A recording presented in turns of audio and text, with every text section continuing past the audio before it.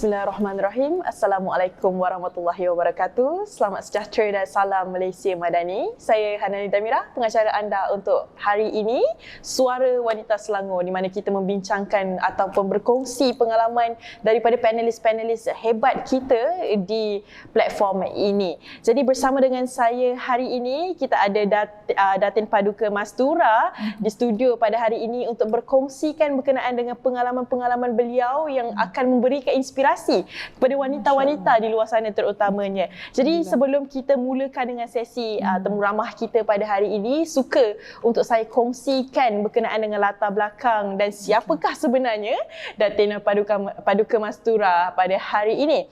Jadi Datin Paduka Mastura adalah pengarah Perbadanan Perpustakaan Awam Selangor, dan kalau ikutkan berkenaan dengan pengalaman kerja beliau sekarang ni beliau adalah pengarah Perbadanan Perpustakaan Awam Selangor daripada tahun 2008 ya? Yes, 2008 sehingga sekarang. 15 tahun dah lah. 15 tahun dah. Wow, lama tu. Okey, jadi sebelum menjadi pengarah di PPAS, jadi Datin Paduka sendiri merupakan pengurus besar YPM Trading and Marketing, Yayasan Pelajaran MARA daripada tahun 1995 sehingga 2000. Waktu ni saya pun belum lahir lagi. 1991. Okey, 1991 sampai tahun 2001. Okey, dan sebelum menjadi pengurus besar tu, Datin pernah menjadi eksekutif pentadbiran dan kewangan Yayasan Pelajaran MARA daripada tahun 1993 sampai 1991, betul? Ya, betul. Okey, jadi daripada segi kelayakan akademik ataupun latar belakang akademik, Datin Paduka Mastura mempunyai Bachelor of Arts in Economics di University of Kansas. Okey, dan untuk anugerah Datin Paduka Mastura pernah dikurniakan darjah kebesaran Setia Sultan Sharafuddin Idris Shah semasa istiadat pengurniaan darjah dan bintang kebesaran Negeri Selangor Darul Ihsan tahun 2012, dan juga menerima darjah kebesaran Datuk Setia Sultan Sharafuddin Idris Shah yang membawa kepada gelaran Datin Paduka pada tahun 2020. Okey, jadi agak menarik latar belakang Datin Paduka Mastura. Saya panggil DP Mastura lah ya, untuk senang sikit kan. Okey, jadi sukalah untuk saya tanyakan soalan yang pertama, di mana Datin Paduka DP Mastura boleh kongsikan pengalaman sepanjang memegang jawatan sebagai pengarah PPAS. Boleh kongsikan sedikit tak? Okey, terima kasih kepada Hana kerana menjemput, dan juga pada WBS kerana menjemput saya pagi ni, bagi peluang. Jadi alhamdulillah, syukur saya hari ni dapat berjumpa dan kita dapat bersembang macam ni lah. Jadi pengalaman saya ni, saya mula bekerja di PPAS ni pada tahun September 2008 kan. Jadi pada masa tu memanglah saya tengok sendiri, saya punya bidang pun in economics kan.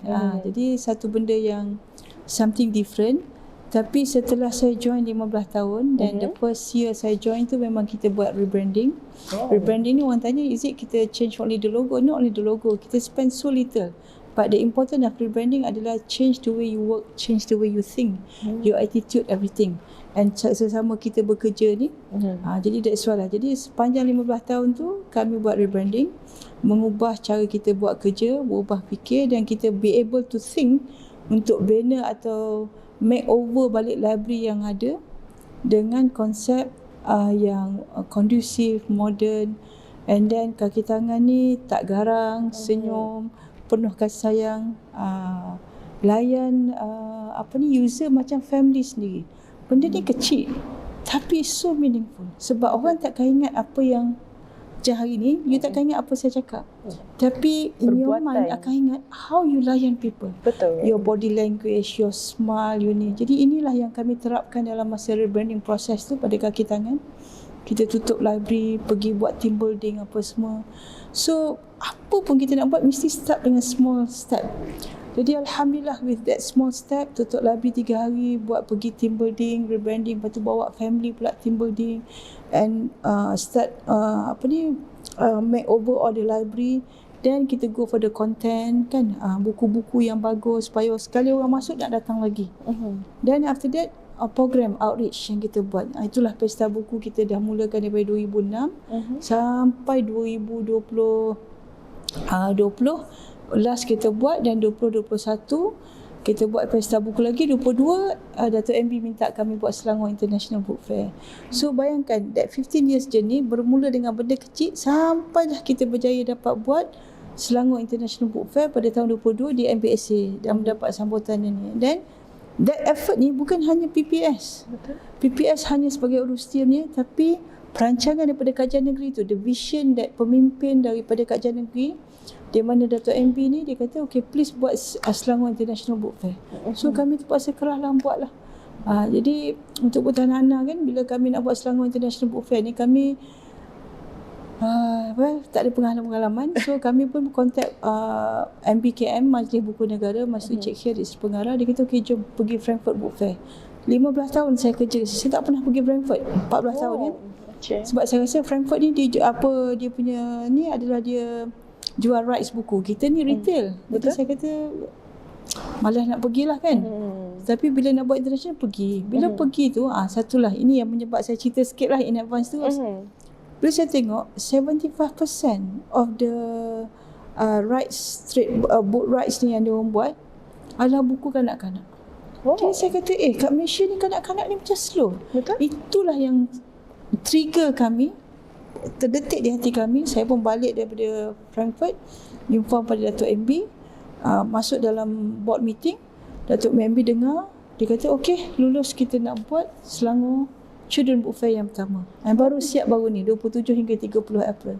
Sebabnya di Selangor Children Book Fair ni kita kumpulkan 22 illustrator. Kita jemput 26 tapi 22 dapat datang. Okay. And then all the buku-buku dipamerkan pasal parenting, pasal untuk anak istimewa, equipment, baju, barang apa semua, dan juga untuk sekolah tadika, sekolah rendah, sekolah menengah, sampailah hujung sekali tu all agensi kerajaan yang nak membantu parent macam mana, because nak mendidik anak sekarang it's not that easy. Betul. Jadi nak katanya daripada 15 tahun punya perjalanan, which is I would say that tak adalah saya plan macam 15 years in advance what the future. Saya ingat kata-kata seorang pemimpin, saya tak boleh nak quote nama dia, tapi dia kata macam ni, apa-apa kita nak buat, tengok dia 150 meter depan kita supaya kita tak stres. Kalau kita tengok terlalu jauh, kita capai tak capai, jadi otak kita akan fikir capai tak capai ni. Sedangkan kita tak enjoy the present moment ni. Betul. The present moment ni, apa juga you buat, if you enjoy, dia punya impact dia besar. Betul. Kepada orang sekeliling kita. Jadi dengan situ you akan buatkan wave ataupun gelombang untuk mereka memahami, dan kita realign kita punya intention kita kenapa. Macam saya katalah, saya kerja, alhamdulillah Allah bagi rezeki dapat kerja dengan kerajaan, right? Masa pandemik tak ada satu pun pegawai kerajaan tak dapat gaji. Betul. Right? So sebab itulah during the pandemic tu kita buat book fly to you, kita buat language discovery, how to pay back to the society. So if all of us, setiap penjuru masing-masing, just think about others, nothing about you. It's not about you, it's about people. If you can do that, kat mana position pun yang you dapat dengan izin Allah, mesti ingat jawatan you pun izin Allah yang bagi, and you buat terbaik to please Tuhan, to please Allah, you akan bagi manfaat pada orang. Betul. So that will come all, everything you buat terbaik. Apa kata DP Mastura kongsikan kepada kami, apakah cabaran utama sebenarnya yang dihadapi oleh DP Mastura sebagai wanita yang memegang dalam kepimpinan agensi di negeri Selangor? Boleh kongsikan sedikit tak? Okey, boleh. Alhamdulillah. Saya mungkin saya agak bernasib baik sebab sebelum saya memasuki Library Perpustakaan Awam Selangor ni, the first pengarah adalah Datin Paduka Datin Paduka arwah Syahanim lah, arwah juga wanita lah. Juga wanita. Dan dia memegang quite lama, I think berapa more than 20 years kan, because it's close service. Then after that assistant pada beliau itu arwah Cik Muhammad Dami, Cik Muhammad Mohdi yang menjadi pengarah. Dan after that beliau bersara dan lepas tu beliau meninggal. Maka saya masuk. Okey, jadi masuk mungkin kaki tangan saya dah familiar dengan seorang bos wanita. Tapi cuma kadang-kadang dia punya perception saya ni seorang yang agak detail. Mungkin saya a bit micro. Kan? Jadi orang selalu kata makro ataupun micro. Tapi perempuan ni memang dia originally micro. Betul, sangat detail. Dan dia melengkapi seorang lelaki yang makro. Betul. Okey. Tetapi kalau you bacalah mana-mana buku pasal orang-orang yang berjaya peringkat swasta, Steve Jobs ke, even Trump, even siapa lagi, Bill Gates, they are very detail. Apa dia buat, dia mesti tahu detail. Detail tu very successful. Even Nabi Muhammad SAW, bila dia buat sesuatu tu, dia always extra mile. Dia go detail, dia tengok. Sampai Rasulullah pesan pada kita, saya dapat ni daripada Puan Ainun. Dia kata Puan Rasulullah ni, dia akan puji siapa-siapa buat kerja. Dia bukan puji kata, tuan atau puan baik. Tak. Dia kata, you baguslah, you baik. Tetapi dia sebut perbuatan dia. Bila seorang ketua boleh sebut perbuatan anak buah apa dia, maknanya menunjukkan detail. Dia aware, dia tengok. That's how seorang ketua menilai anak buah dia. Sebagai a succession plan untuk mendidik. Jadi di PPS ni, saya rasa perception orang mengata saya detail tu is okay, cabaran, tapi saya explain kenapa jadi macam tu. Dan Alhamdulillah, setelah 15 tahun baru ni, bila kita buat Selangor Children Book Fair, saya serahkan pada one of the pegawai untuk jadi, saya minimumkan supervision dia.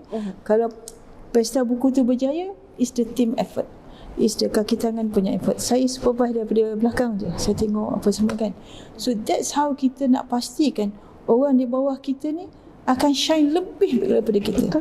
Sebagai seorang ketua, you jangan feel threatened ataupun takut anak buah overshine. No. Memang tugas you tu bina team. Buat, make them feel good. And tegur dia orang kalau dia orang ada kesilapan ke apa secara baik, bukan cara belakang. Go for the meeting and then kita berbincang supaya everybody ada peluang.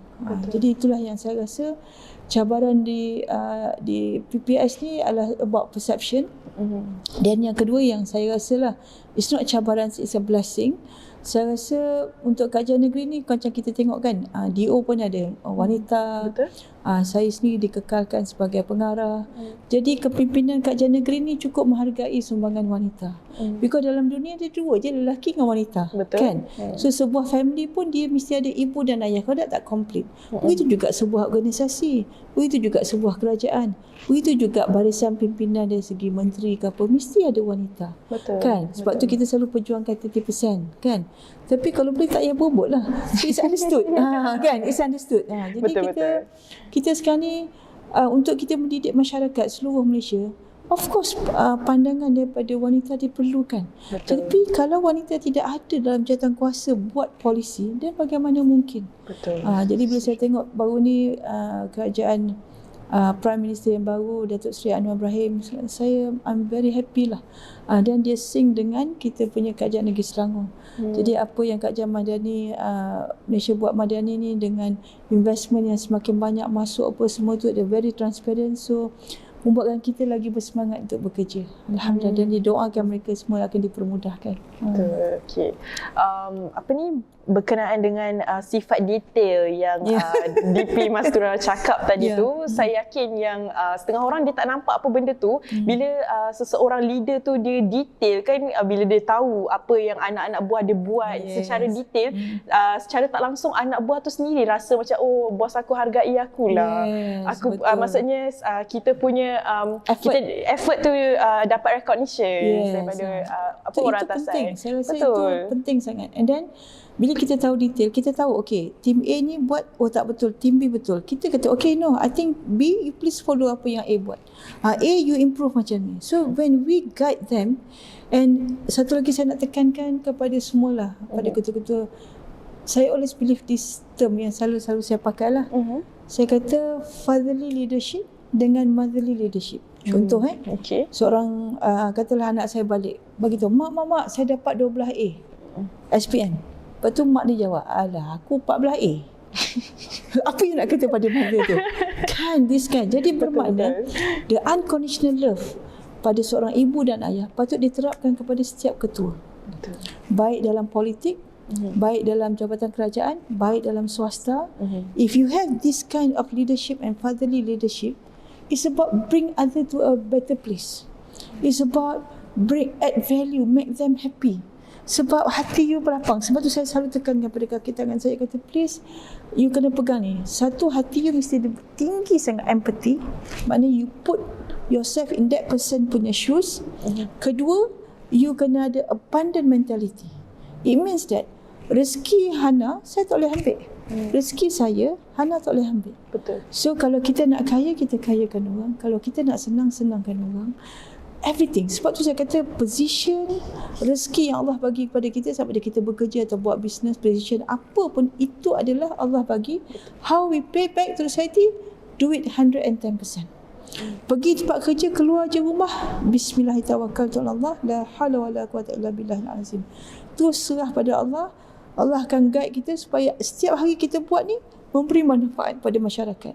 Sebab tu saya pesan pada kaki tangan saya, ada 260 orang kaki tangan, 250 lebih lah, 55. Kita ada 104 library. Bayangkan daripada 104 tu, saya nak ucap terima kasih pada Kajian Negeri daripada tahun RMK 9 bagi untuk library lama. Lepas tu RMK 10 dapat 1 juta, tapi RMK 11-12 dah bagi berapa ratus juta pada 10 juta pada kami. Kami dah upgrade lebih kurang 73 buah yang dah siap, and coming this year ada lagi 5 buah tengah buat. And pengunjung datang library ni boleh dikatakan kalau dulu 5 orang, 10 orang, 20 orang, dia naik kepada 50 orang, 70 orang, 100 lebih. Jadi apa yang masyarakat nak is happiness. So kita bring happiness. Jadi kita kaki tangan kerajaan, kita patut facilitate, kita tolong orang supaya dapat earn a decent income. Jadi dari segi, sebab itulah kami buat pesta buku tu, dan kami buat juga masa cuti sekolah bazar buku. Sebab bangunan library ni, macam contoh yang Raja Tun Uda ni, Kajian Negeri spend 70 juta, 2,300 kaki persegi, luas besar. So bila cuti sekolah kami buat platform. Satu tapak kami jual RM50 sehari ke, RM100 sehari ke, supaya orang boleh cari makan. Orang dapat sale 3-4 ribu, over the weekend dah dapat dah. So bermakna so everything is about people. It's nothing about us. And tagline kami dulu, saya pakai tagline arwah Datin Paduka Shahnin, library my second home. Masa mula saya masuk, saya kata macam mana second home? Tak boleh garang, tempat cantik, mesti wangi, mesti modern, kursi best. Kalau beli kursi duduk, sedap ke tak sedap? Kan? Orang ni duduk macam mana? Meja. Jadi selalu kita polisi kami senang je. Meja kami beli yang cikai-cikai, bukan cikai, yang murah sikit harga dia. Kursi mesti standard punya, mesti colourful, mesti cantik duduk. Sebab kursi the whole body kita duduk atas dia, betul? Meja hanya tangan je. Sebab kursi the whole thing. Jadi saya kata, kenapa kita sanggup pergi hotel bayar 200-300? Sebab environment, right? Betul. So saya cakap dengan, Alhamdulillah Kajian Negeri membenarkan kami ambil seorang arkitek setelah kami buat pembangunan. Arkitek, engineer dan juga QS. So kita kata library tu mesti ada sedikit elemen kemewahan. Sebab apa saya kata kemewahan? Sebab library dibina di kawasan, lepas ni kita bina kawasan P40, kawasan orang yang kurang, M40 lebih ramai penduduk. And anak-anak ni, bayangkan anak-anak yang duduk kat flat PPRT apa semua, mungkin berapa nak belanja pergi duduk hotel, tak boleh. Tapi pergi library, bila air cantik macam hotel. Betul. Lepas tu ada katil, ada pantry, ada lantai pakai vinyl, ada aircon, ada kipas, bau wangi. Lepas tu mandi boleh ada shower. Bila air tu bukan hanya untuk ni, siap ada shower lagi. Jadi lepas sekolah kau tak ada dengan rumah, jangan balik rumah seorang-seorang. Pergi datang library yang berdekatan. InsyaAllah staff library tu akan ajar, bantu. Saya buat SKT dia, bantu buat homework. Salah satu punca anak-anak yang kecil, especially darjah 1, darjah 2, darjah 3 tak nak pergi sekolah, start punting, takut homework tak siap. Mak ayah sibuk. Betul. Pagi sampai malam, kadang 2 kerja because environment kita macam ni kan. Jadi dengan dia buat homework dekat library, dia akan happy. Betul, dekat library ada TV, semua ada. Ada komputer, ada ni, dan ada staff yang akan tengok bila bunyi azan je waktu tu, okey, untuk budak anak Islam solat. Ni. Lepas tu kalau ada kelas mengaji, saya kata buat kelas mengaji, ajar anak-anak dia mengaji. Even orang dewasa pun ajar mengaji. And kita ada 104 library. 8 is mobile library, 16 buah bawah pengurusan Perpustakaan Negara, kami tolong supervise, dan 70 lebih is kita punya, 80 lebih kita punya. Jadi inilah yang saya rasakan, dan saya rasa library boleh jadi tempat transit. Pada ibu bapa yang tak ada pembantu rumah, tak nak biar, duduk kat library. It's okay, insyaAllah. Ada shower, ada ni, especially yang dah ada brand. Jadi itulah sebenarnya tugas sebuah kerajaan. Jadi Kerajaan Selangor telah believe in this, and Dato' MB is the first, saya rasa lah, MB selain daripada Muhammad Taib, dulu dia pernah jadi pengerusi Menteri Besar, tapi Dato' MB dengan segala kengkangan masa dia ambil juga library education ni sebagai exco education, dan dia jadi pengerusi kami. Dan pernah satu orang kata, habislah Mas Surah, you dapat MB payah nak dapat date untuk board meeting ni. First meeting saya ingat Dato' MB chair meeting. Habis meeting dia tu tanya, Puan, when's our next meeting? Tergamam saya macam, biar betul lah. Orang nak kata kan, maknanya dia punya concern. Betul. And then the first carnival, bila jadi MB, kita buat carnival pendidikan dengan pihak BPSM. Dan bila jalan tengok, dia tanya saya, Puan, macam mana pendidikan anak istimewa? Saya macam ketuk dahi. Alamak, malu aku. Kan, he's much younger than me, tapi dia bertanya pasal anak istimewa. Since then, 2018, tak salah ke 2019, 2018 bulan 12 kot saya semasa tu. Dan dia mengatakan, saya terus pick up yang anak istimewa ni. Dan lepas tu, satu polisi yang cukup kesan pada saya lah. Honestly, saya pernah dengar satu ucapan bila dia kata, konsep no one left behind. Saya terus pick up tu. Tiada siapa tertinggal, no one left behind. Saya ingat disebut dalam ucapan masa dekat perhimpunan. Saya balik berjumpa dengan semua kaki tangan. Ingat MB kata no one left behind. Siapa yang selalu left behind ni? Orang B40, PPRT, anak istimewa, orang peniaga-peniaga kecil, penaja tepi jalan, orang yang berniaga dekat daripada rumah, jual-jual makanan online. Kita kena, inilah madu'u kita, inilah sasaran kita. Maka LABI kena pick up semua ni untuk memastikan polisi MB no one left behind tu berlaku. Sebab tu kita perlu seorang leader yang ada vision. Betul. Tak mampu MB nak fikir semua, tapi kita ni sebagai ketua agensi dengar, MB kata no one left behind. And Sultan Sarafuddin Shah pun, first time bila saya jumpa dia tanya, you the person in charge? Dia kata, do it from your heart. Saya pun pick up. Apa-apa kita buat daripada hati kita. It's nothing about us, it's about people. Dan Nabi Muhammad SAW kan, dia bersabda dalam satu hadis yang bermaksud, orang yang terbaik adalah yang memberi manfaat pada orang lain. So you bayangkan, tiga ni Rasulullah kata orang yang baik memberi manfaat. Sultan Selangor pesan pada kami, do it from your heart. And MB kata no one left behind. So this is what we did for the last 15 years, upgrade library bagi ni sampai kita dah ada pantry dekat library. And kita providekan peti ais, ada puyuk nasi, ada induction, dan hari tu dah jumpa dah wabi-wabi wakil rakyat yang emang wanita itu.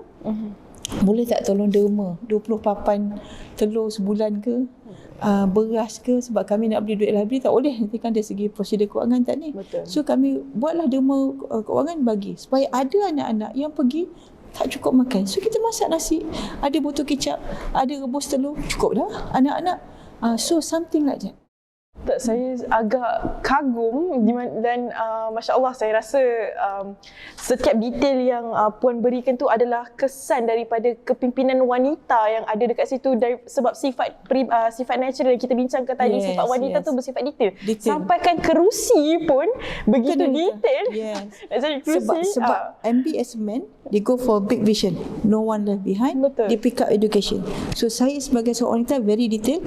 So how to get it? Ini vision dia, no one left behind. Kami kena cari jalan macam mana nak capai that vision. Jadi itulah, memang saya rasa insyaAllah lah, hopefully all of us we have this unconditional love. It's not easy, okay? Kita sebut senang, kasih sayang tanpa syarat. Tapi kemaafan is penting, memaafkan orang is penting. And if anybody saya nak pesan pada semua penonton, saya tahu semua orang akan hadapi. Kadang-kadang kita buat baik, still orang lempar batu sembunyi tangan pada kita, orang buat. Tolonglah cari, buka Quran pada orang Islam, surah Al-Fusilat ayat 34. Tolong cari di saya. Sebab saya pernah menghadapi satu ujian, saya rasa amat sedih bila saya buka Quran terdapat ayat tu. Maksud ayat tu adalah sesuatu kejahatan yang ditujukan pada kamu dan kamu balas dengan kebaikan, pasti musuh kamu akan menjadi sahabat karib kamu. So you let go and let God. Kan, let Tuhan menentukan, tapi you fokus pada apa objektif you. So setiap manusia dia tak akan buat mistake, dia tak akan buat jahat kalau dia tidak terkesan oleh bisikan syaitan yang banyak. So bila dia buat jahat, maknanya dia termakan jahat. Maafkan dia. and bagi peluang lagi. Sebab itulah cara Allah buat pada kita. Betul. Macam mana buat pun, sebab tu Allah sifat Ya Rahman Ya Rahim, penyayang. So we have to be that person too, especially ketua. You have to forgive and forget, and let go and let God. So jadi hati pun senang boleh pergi breakfast kan. Minum air, enjoy, balik rumah dengan main dengan family, dengan cucu. Betul. Tenang. Kalau you all buat kerja tanpa orang bagi ujian, you check balik kerja you. Sebab ujian tu apabila dibagi pada you dan you sabar, you boleh maafkan. Walaupun reaction you mula-mula you bengang ke apa, tapi you akan kendur. Sebab tu sesiapa yang dah bagi ujian, the first reaction tu yang penting. You just relax je. But senang saya cakap, berapa kali saya gagal. Tapi bila gagal sedih tu, nak pergi kerja, ya Allah maafkanlah aku ya Allah, buat lagi. Sebab kita tak tahu bila Allah akan ambil kita. Betul. And setiap apa yang you buat, persembahan yang kita nak persembahkan pada Allah. If you pegang benda ni, dan hati you lapang, InsyaAllah kelapangan hati Allah je yang pegang. Betul. Saya rasa semua benda ni berbalik kepada niat asal kita. Niat sebab asal, yes. Setengah orang dia pegang jawatan tu memang sekadar pegang jawatan. Sebab tu adanya berlaku kerja tu tak dijalankan dengan sebaiknya, amanah itu diabaikan dan sebagainya. Tapi bila kita ambil kita yakin dengan niat asal kita, insya-Allah semua benda yang kita plan tu Allah akan bantu. Amin. Okey, tadi DP Mastura ada kongsikan berkenaan dengan pergi ke Frankfurt untuk pengiktirafan kepada Kerajaan Negeri Selangor daripada sini jugalah. Jadi mungkin DP Mastura boleh kongsikan macam mana perkara itu bermula dan pengalaman-pengalaman yang DP Mastura rasakan menarik untuk dikongsikan jugalah. Terima kasih Hana.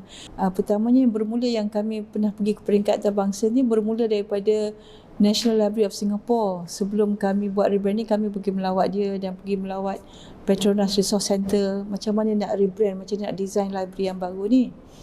Dan daripada situ kami kenal CEO bahagian development di Singapore tu. Dan satu hari tu bila kami dah rebrand, buat pokok apa semua, dia datang, dia tengok cantik kan. Masa dia datang lawatan tu tahun 2013 tak silap saya, kami baru lepas ni lah. Dan pada suatu hari Sharjah ni di bawah UAE, dia ada Sharjah International Book Fair, one of itu besar jugalah. Ada ramai 68 negara terlibat, ada almost 1000 booth yang ada. Jadi dia diorganiskan oleh kerajaan UAE, minta American Library Association sebagai co-organizer untuk buat this conference di Sharjah Book Fair. Dan Katrina Lee, itu bekas CEO bahagian development National Library of Singapore, telah mencadangkan Selangor sebagai membentangkan kertas kerja dengan tajuk Rebranding Journey of Selangor Public Library Behind the Scene. So that's first time 2014 bulan November saya dijemput pergi ke Sharjah untuk membentangkan paper tu macam mana. Sampai one of the participant bagi komen lah, dia kata, oh you really believe in your religion lah. Maknanya saya kata everything kita buat ni, the spiritual ni mesti kuat kan. Then after that, Alhamdulillah in 2019, after 4 years, dia orang jemput lagi kami sekali. So Alhamdulillah kali ni saya bawa 2 kaki tangan, seorang kanten saya dan juga seorang bahagian IT, Nur Hafizah dan juga Roslyn, untuk sama membentangkan. Dan saya pun bentang paper saya tentang Malaysian Libraries lah, bersama dengan pengarah Negeri Sarawak.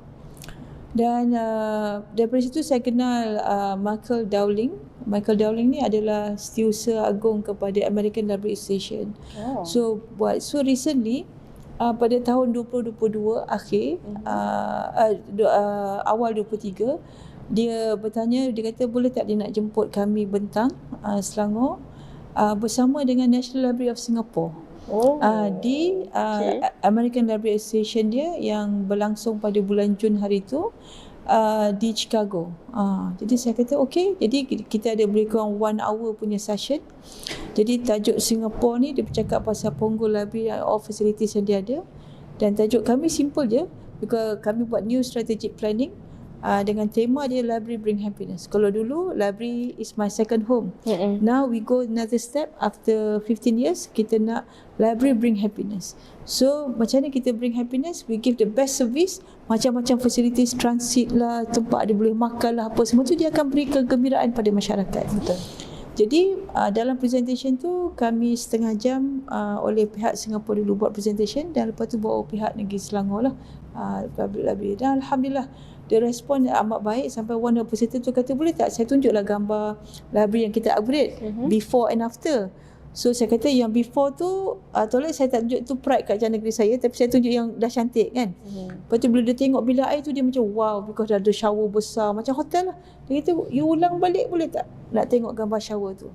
So soalan yang dia orang bertanya pada kami, macam mana kau nak convincekan policy maker apa semua. So saya pun bagi tips. Saya kata, first saya kata as a librarian, you kena read layout plan. You kena pandai baca supaya bila you bercakap dengan arkitek, dengan pihak JKR ke apa, your technical people, dia faham apa kita nak sampaikan. You kena jadi library planner. Kedua, please engage consultant yang boleh buat perspective drawing. You bagi tahu arkitek tu macam mana nak buat perspective drawing, macam mana bangunan tu kalau dah siap. Because dengan gambar saja, when you bawa tu, then you buat costing dia, you tunjukkan pada policy maker dia. Okay, this library before yang buruk, tunjuk perspective drawing dia yang cantik, kesan dia. And as a librarian, selalunya apa yang saya buat, saya akan pastikan library saya cari berapa jumlah penduduk, berapa sekolah, berapa masjid, berapa supermarket, berapa kilang, berapa pusat tuition. So kita akan relate, oh jumlahnya. And then dia kena check pula, librarian kami check. Macam contoh dekat Laksmana, kebanyakan penduduk kurang daripada RM3,000, dan kita tahu is a area tu. Jadi kat situ cantik dengan penduduk yang ramai, kita buat, dan insyaAllah dia akan beri kesan pada masyarakat. Jadi bila kita explain tu, dia orang macam excited lah. Dia kata, oh betul, benda ni kita tak really ni. And then bila saya cakap, saya kata, saya masa bentang tu saya cakap lah apa pesanan Rasulullah SAW, Muhammad best punya. And then kedua, pesanan daripada Sultan Selangor sendiri, our king, that do it from your heart. And pesanan daripada our chief minister, no one left behind. So I kata, with these three policies, that's why we come up with the library Bring Happiness, because bring happiness to everybody. So jadi hasil daripada presentation tu, dia orang menerima idea tu, dan some of them bagi feedback lah, yang daripada Texas apa semua bertanya soalan. And Alhamdulillah the latest one, ini saya rasa berkat daripada kerjasama lah. It's not only me alone, it's everybody punya effort.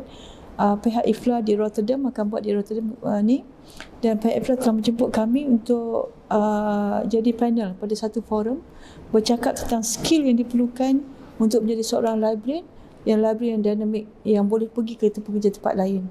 Dan saya dapat tahu macam mana dia orang, saya pun heran macam kenapa dia jemput ni kan. Sebab dia kata dia tulis dalam surat tu, dia kata dia tengok kepada website kami, sebab website PPS ni bercakap pasal event lah, kerja lah, ekonomi lah, apa semua kan. Jadi tu yang menyebabkan dia rasa dia jemput lah Selangor untuk pergi sebagai presenter, insyaAllah pada bulan Ogos nantilah, pada 22 Ogos insyaAllah. Saya rasa benda tu satu pencapaian yang agak menakjubkan, sebab orang luar impress dengan apa yang kita buat dekat sini. Bukan satu benda yang saya rasa cikai-cikai orang kata. Tapi kan Hana, saya nak cakap lah, sebab saya pun masuk 2008 and I'm not a librarian. Tapi saya rasa benda ni berlaku untuk Negeri Selangor ni, saya rasa saya kena highlight benda ni lah. It started daripada Sultan Sarafuddin Shah lah, our Royal Highness kan, Sultan ni. Sebab saya dapat cerita bahawa pada tahun 2005, bila majlis ni dipecah tanah, sebenarnya kerajaan negeri pada masa tu, the previous government nak bina sebuah tugu sebagai menunjukkan Selangor maju. Tapi Sultan Sarafuddin Shah beritahu pada Menteri Besar, no, jangan bina tugu. Tugu is a waste, dia kata. Kan, merugikan. Please bina sebuah library sebagai hadiah pada rakyat Selangor. You see the intention start from that. So kita bina library, dan pertukaran government, dan saya masuk, dan Allah bagi ilhamkan untuk pergi Singapore, pergi Petronas Resource Center, and nak buat rebranding. So kami buat rebranding for the last 15 years, rebranding sampailah sekarang. Sampai akhirnya kita dijemput untuk pembentangan daripada hasil apa yang kita buat.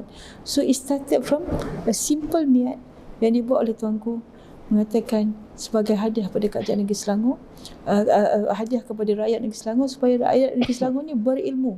When you got a skill, when you got knowledge, then you will earn a decent income. You akan dapat menjana pendapatan sendiri. Sebab tu pendidikan akan menjana pendapatan kepada negeri dan juga negara, insya-Allah. Dan tadi Datin ada juga mention berkenaan dengan ada masa untuk family apa semua tu. So saya pun macam teringin jugalah nak tahu sebab DP Mastura sekarang berada dalam satu posisi yang agak saya boleh kata sukar jugalah sebab mungkin 24/7 perlu bekerja dan sebagainya.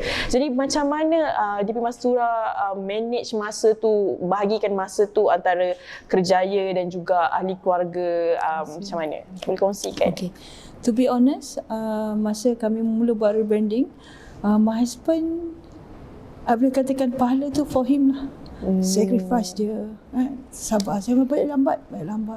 And few of my staff tu, I think the first 7 years saya kerja tu, kami balik 10 malam, 7, supaya orang tak boleh terima. Kerja library je, kamu balik malam. Sebab siang tu jumpa orang buat, pukul 5 lepas solat asar, my staff semua clock out, saya baru naik. Okay, yang mana clone saya, jom meeting.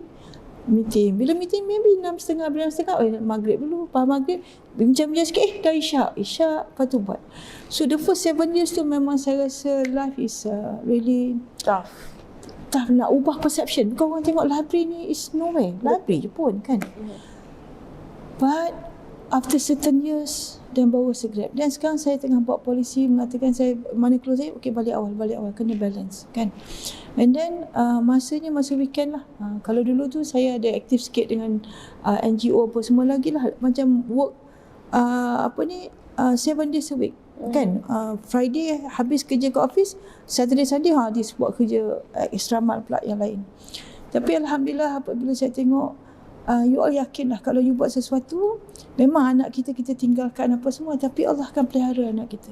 Dan saya selalu pesan pada diri saya sebagai pengarah, saya kena jaga kebajikan kaki tangan semampu saya. Of course saya ada benda mistake yang saya tak puas nak buat, staff terkecil hati ke apa ke, tapi saya akan hormat kaki tangan saya ni macam anak sendiri.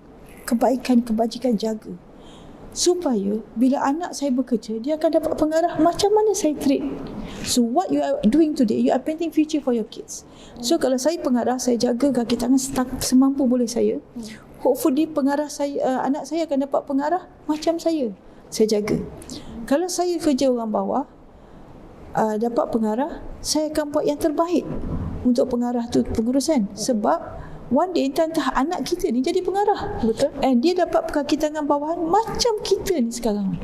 So whatever level yang you duduk, just give kindness, say good things, expect good things, fikir cara baik, and jangan lupa pada family, pada ibu bapa. Dan keep on, saya rasa konsep sedekah setiap hari walaupun RM1, please do that. Lepas subuh je, you masuk akaun siapa-siapa, RM1 ke RM10 ke, masuk tabung ke, RM10 ke, it makes different. Jadi saya rasa life ni satu perjuangan. Jangan rasa down kalau kita buat silap, just minta ampun dengan Allah, and then kita perbaharui. Dan jangan segan nak minta maaf dengan anak ke, dengan staff ke, dengan suami ke, dengan whoever lah yang kita deal, supaya hati kita lapang. Sebab mesti ingat, kita ni, perjumpaan kita dengan Allah ni kita tak tahu bila. Tapi give the best. Position yang kita dapat ni, macam anak punya position, saya punya, semua rezeki Allah. So do the best for the people.